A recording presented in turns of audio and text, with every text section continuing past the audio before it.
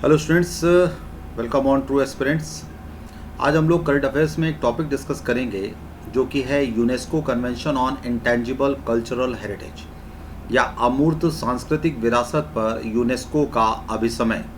ठीक है, तो ये टॉपिक हाल ही में क्यों डिस्कशन में रहा और कौन कौन सी ऐसी इंटेंजिबल कल्चरल हेरिटेजेस होती हैं उनके बारे में हम लोग डिस्कस करेंगे। तो सबसे पहले हम लोग यहाँ पर देखें कि Abhishek Shrivastava sir, senior academic advisor Unacademy, ये ट्रू एस्पिरेंट्स का टेलीग्राम चैनल है, ये व्हाट्सएप नंबर है और मैं चाहूँगा कि इसमें आप लोग ज़्यादा से ज़्यादा कनेक्ट हों और इसका बेनिफिट लें। तो आज का टॉपिक हम लोग स्टार्ट करते हैं, UNESCO convention on intangible cultural heritage. तो सबसे पहले हम देखें कि वाई इन डिस्कशन, या ये हाल ही में चर्चा में क्यों रहा। तो इंडिया को 2022 से लेकर 2026 तक जो अमूर्त सांस्कृतिक विरासत है या इंटेंजिबल कल्चरल हेरिटेज, जिसको हम शॉर्ट में ICH कहते हैं, इसकी सुरक्षा के लिए यूनेस्को का फुल फॉर्म है United Nations educational scientific and cultural organization. तो यूनेस्को का जो 2003 का कन्वेंशन हुआ था, उस कन्वेंशन में एक इंटर गवर्नमेंट कमेटी या अंतर सरकारी समिति का गठन किया गया था और भारत को 2022 से 26 के लिए इसी इंटेंजिबल कल्चरल हेरिटेज की जो अंतर सरकारी समिति है उसके लिए चुना गया है। इसके पहले हम देखें तो इंडिया 2006 से 2010 और इसके साथ साथ 2014 से 2018 तक दो बार ICH का या ICH कमेटी का मेंबर बन चुका है।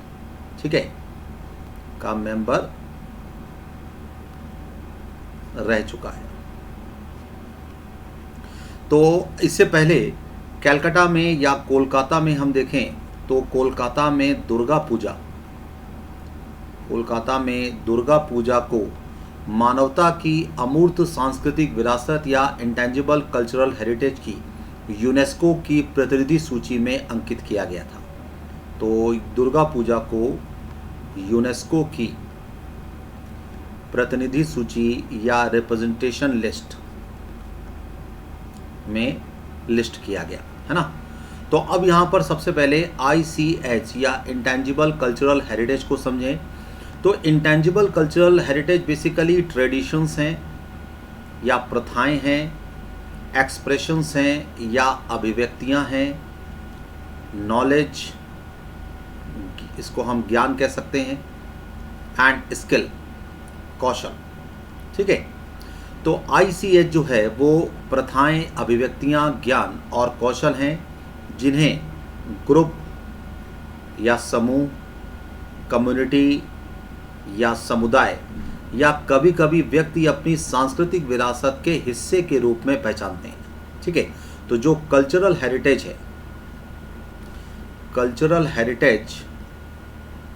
के हिस्से के रूप में या पार्ट के रूप में इसे पहचानते हैं और ICH को लिविंग कल्चरल हेरिटेज भी कहा जाता है। ठीक है, या जीवित सांस्कृतिक विरासत भी इसे कहा जाता है और इसे आमतौर पर निम्नलिखित रूपों में से एक में से व्यक्त किया जाता है। तो यहाँ पर पहला रूप है मौखिक परंपराएं या ओरल ट्रेडिशंस। दूसरी यहाँ पर है कला प्रदर्शन या आर्ट एग्जीबिशन।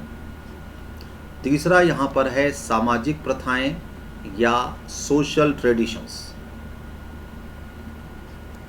चौथा यहाँ पर है अनुष्ठान और उत्सव कार्यक्रम, मतलब जो फेस्टिवल्स हैं उससे संबंधित जो है वो यहाँ पर आएगा। फिर इसके बाद पांचवी चीज आती है प्रकृति और ब्रह्मांड से संबंधित ज्ञान और अभ्यास। और यहाँ पर छठा आएगा पारंपरिक शिल्प कौशल। तो इस तरीके से ये 6 चीज़ें ऐसी हैं जो अमूर्त सांस्कृतिक विरासत या इंटेंजिबल कल्चरल हेरिटेज के रूप में आएंगी। तो अब इस कन्वेंशन में इंडिया को चुने जाने का इम्पोर्टेंस क्या है वो देखें। So importance of India being elected to the convention, तो ये भारत को सामुदायिक जो भागीदारी है उसको बढ़ावा देने, मतलब इंक्रीजिंग कम्युनल पार्टनरशिप्स,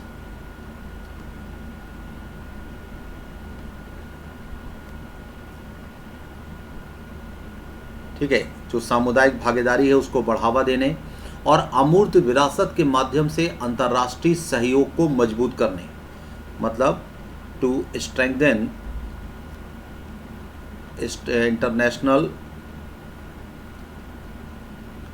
कोऑपरेशन। इसके साथ साथ अमूर्त सांस्कृतिक विरासत पर अकादमिक अनुसंधान को बढ़ावा देने या टू इंक्रीज एकेडमिक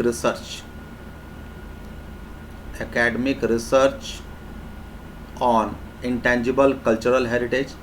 और साथ साथ जो यूनाइटेड नेशंस के सस्टेनेबल डेवलपमेंट गोल्स या सतत विकास लक्ष्य हैं, इनके साथ कन्वेंशन के कार्य को एक रेखा में या संरेखित करने में मदद करेगा। दूसरी बात ये कि भारत के पास 2003 का जो कन्वेंशन है उसका जो इम्प्लीमेंटेशन को बारीकी से निगरानी करने का अवसर भी मिलेगा। ठीक है, तो हम ये कह सकते हैं कि कन्वेंशन को एनालिसिस करने या उसका विश्लेषण करने का भारत को अवसर मिलेगा। ठीक है, भारत जो है वो जीवित विरासत की विविधता और महत्व को उचित ढंग से प्रदर्शित करने के लिए इस कन्वेंशन के लिए राज्य के भीतर अंतर्राष्ट्रीय संवाद को प्रोत्साहित करने का प्रयास करेगा। तो हम ये कह सकते हैं टू प्रमोट इंटरनेशनल डायलॉग। ठीक है, तो अब यहाँ पर ये जो कन्वेंशन हुआ था 2003 का, इसको भी समझना जरूरी है क्योंकि इससे भी क्वेश्चन आते हैं। ठीक है, तो अमूर्त सांस्कृतिक विरासत की सुरक्षा के लिए इस कन्वेंशन को यूनेस्को के द्वारा वर्ष 2003 में अपनाया गया और साथ ही साथ 2006 में ये लागू हुआ। ठीक है, एट प्रेजेंट इसमें हम देखें तो 24 मेंबर्स हैं और इन्हें समान भौगोलिक प्रतिनिधित्व या इक्वल जोग्राफिकल रिप्रेजेंटेशन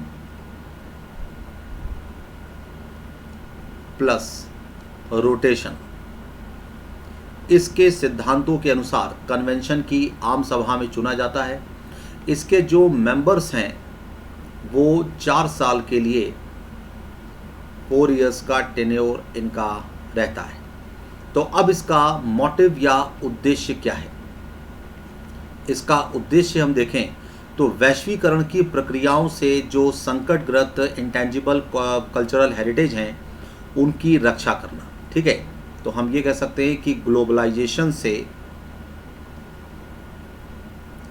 ICH की रक्षा करना, ये इसका पहला मोटिव है। दूसरा, जो कम्युनिटीज़ हैं या समुदाय हैं, दूसरा ग्रुप्स हैं, और जो व्यक्तियों की अमूर्त सांस्कृतिक विरासत का सम्मान सुनिश्चित करना। ठीक है, तो रिस्पेक्ट को भी या रिस्पेक्ट की रक्षा करना। फिर इसके बाद तीसरा यहाँ पर इसका मोटिव आता है कि जो इंटेंजिबल कल्चरल हेरिटेज है इसके महत्व के बारे में लोगों के अंदर अवेयरनेस बढ़ाना या जागरूकता बढ़ाना। और ये जागरूकता जो है ये लोकल लेवल पर भी होनी चाहिए, साथ ही साथ नेशनल लेवल पर भी होनी चाहिए और इंटरनेशनल लेवल पर भी होनी चाहिए। ठीक है, तो इंटेंजिबल कल्चरल हेरिटेज के बारे में अवेयरनेस बढ़ाना, समुदाय समूह और इनकी जो सांस्कृतिक विरासत है इसकी सम्मान देना, और ग्लोबलाइजेशन से ICH की रक्षा करना इसका मुख्य उद्देश्य है। तो अब इसका जो पब्लिकेशन है उसको देखें तो यहाँ पर पहली चीज़ आती है कि मानवता की अमूर्त सांस्कृतिक विरासत जिसको हम इंटेंजिबल कल्चरल हेरिटेज कहते हैं, अमूर्त सांस्कृतिक विरासत की जो प्रतिनिधि सूची है उसके बारे में प्रकाशन होता है। साथ ही साथ इसका दूसरा प्रकाशन होता है तत्काल सुरक्षा की जरूरत वाले अमूर्त सांस्कृतिक विरासत की सूची। तीसरी स्थिति आती है अच्छी सुरक्षा प्रथाओं का रजिस्टर, अच्छी सुरक्षा प्रथाओं का रजिस्टर इसमें शामिल है।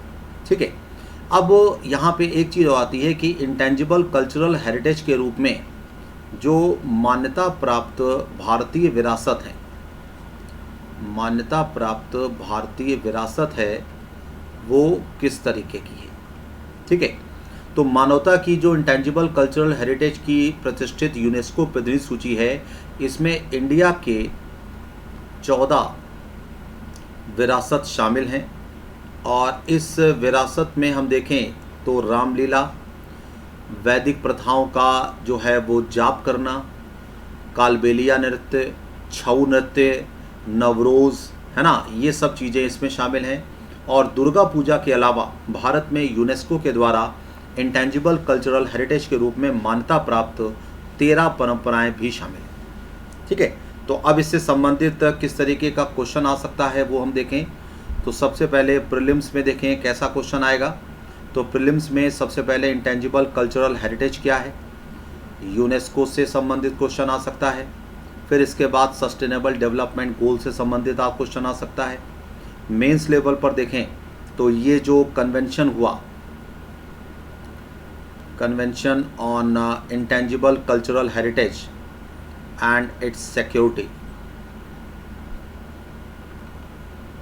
बाय यूनेस्को, तो इससे संबंधित मेंस में भी क्वेश्चन आ सकता है। तो आज का ये टॉपिक ख़त्म हुआ, अब हम लोग अगले टॉपिक पर डिस्कस करेंगे। So thank you very much and मैं चाहूँगा कि आप इस चैनल को लाइक, सब्सक्राइब एंड शेयर करें एंड इसे बेल आइकन पर क्लिक करें। Thank you very much.